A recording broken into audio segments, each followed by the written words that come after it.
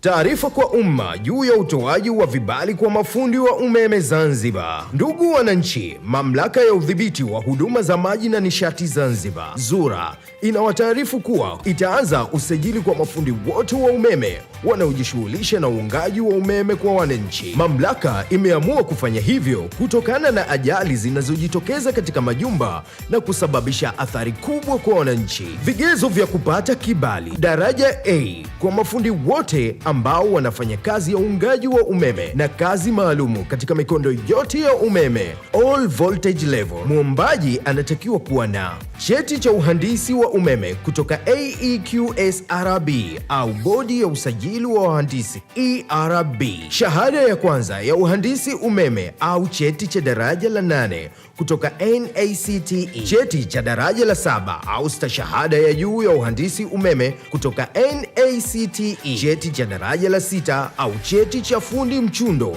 FTC kutoka NACTE. Daraja B kwa mafundi wote ambao wanafanya kazi katika uungaji wa umeme wa kazi maalum. Daraja B kwa mafundi wote ambao wanafanya kazi katika uungaji wa umeme na kazi maalum mpaka kufikia mkondo wa volti 1033.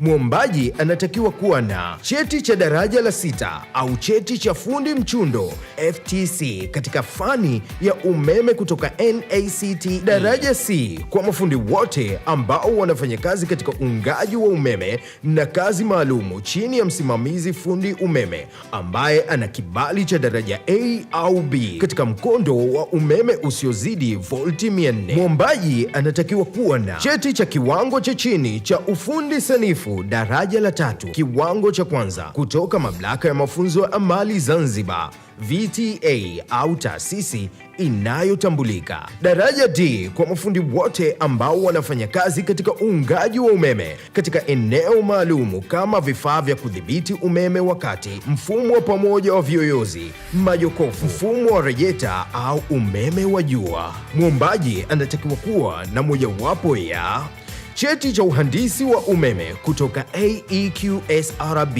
au ERB, shahada ya kwanza ya uhandisi umeme au electromechanical au cheti cha daraja la 8 kutoka NACTE, cheti cha daraja la 7 au stashahada ya juu ya uhandisi umeme kutoka NACTE, cheti cha daraja la 6 au cheti cha fundi mchundo FTC kutoka NACTE.